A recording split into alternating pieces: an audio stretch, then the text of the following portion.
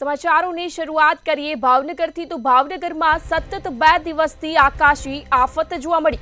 ભારે વરસાદને લઈ ભાલ પંથકના ગામોમાં પાણી ઘૂસ્યા। આ સાથે જ માઢિયા, સનેશ, ગણેશગઢ, ભડભીડ ગામોમાં પાણી ઘૂસ્યા। સવાઈનગર, દેવળિયા, પાળિયાદ જેવા ગામોમાં પણ પાણી ઘૂસ્યા હતા। વરસાદી પાણી ગામોમાં ઘૂસતા સ્થાનિકોમાં પારાવાર રોષ જોવા મળ્યો। મીઠાના અગરિયાના પાળાને કારણે પંથકમાં પૂરની પરિસ્થિતિ સર્જાઈ છે। તંત્રને અનેક વખત રજૂઆત છતાં કાર્યવાહી કરાઈ નથી। સમાચાર ભાવનગરથી, જ્યાં સતત 2 દિવસથી વરસાદી આફત જોવા મળી। ભારે વરસાદને લઈ ભાલ પંથકના ગામોમાં પાણી ઘૂસ્યા। સમાચાર ભાવનગરથી, જ્યાં ભાવનગરના માઢિયા, સનેશ, ગણેશગઢ, ભડભીડ ગામોમાં પાણી ઘૂસ્યા। સવાઈનગર, દેવળિયા, પાળિયાદ જેવા ગામોમાં પણ પાણી ઘૂસ્યા હતા। વરસાદી પાણી ગામોમાં ઘૂસતા સ્થાનિકોમાં પારાવાર રોષ જોવા મળ્યો। મીઠાના અગરના પાળાને કારણે પંથકમાં પૂરની પરિસ્થિતિ સર્જાઈ।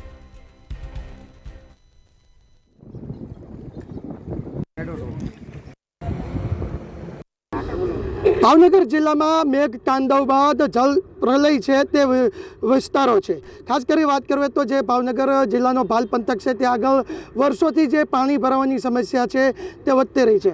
હાલ પણ આપણે દ્રશ્ય જોશું કે ભાવનગરના જે ભાલ પંથક એટલે કે ભાવનગર નારી પછીનો માઢિયા, સનેશ વિસ્તાર સહિતનો જે ગ્રામ્ય વિસ્તાર છે ત્યાં આગળ 7 નદીના પાણી છે તે ફરી વળ્યા છે।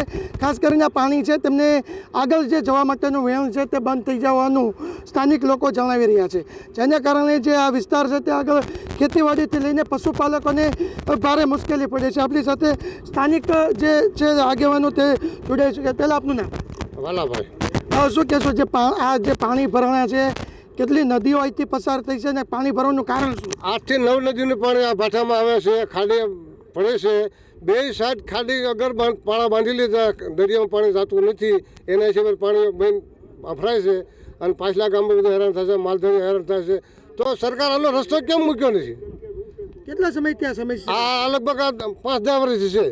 હવે નવા જેમ અગર થવા મળ્યા છે એમ પાણી વાંટ મારી અને માણસો હેરાન બહુ થાય છે। તો એક કમાય એને બદલે કેટલા ગામડા હેરાન થાય છે। અત્યારે જે માલધારી સમાજના જે કહે છે, માલધારી પશુપાલક જે છે ફસાણા છે, રેસ્ક્યુ ટીમ ચાલુ, હા, એ વિભાગમાં એક હલવાણા છે, પછી આ આગળના માણસો હલવાણા છે, એટલે માણસો લેવા ગયા છે। તો આવો માણસો હેરાન થાય છે। તો તમારે પાણીનો રસ્તો તો ક્યાંક સરકારને મૂકવો પડે ને।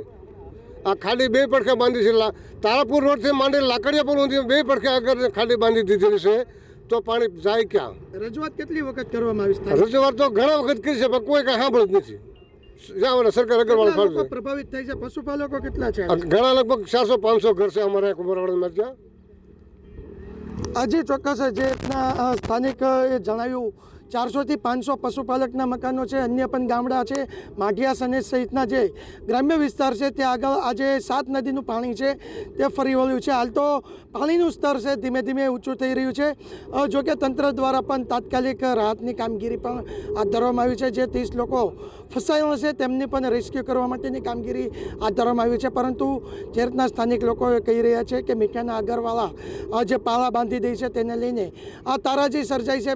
તંત્રને રજૂઆત કરવામાં આવી છે, તેમ છતાં પણ કોઈ પણ જાતનું સ્થાનિક લોકોને મુશ્કેલી ન પડે તે માટેની કામગીરી હાથ ધરવામાં નથી આવતી। હિરેન ચૌહાણ, મંતવ્ય ન્યૂઝ, ભાવનગર।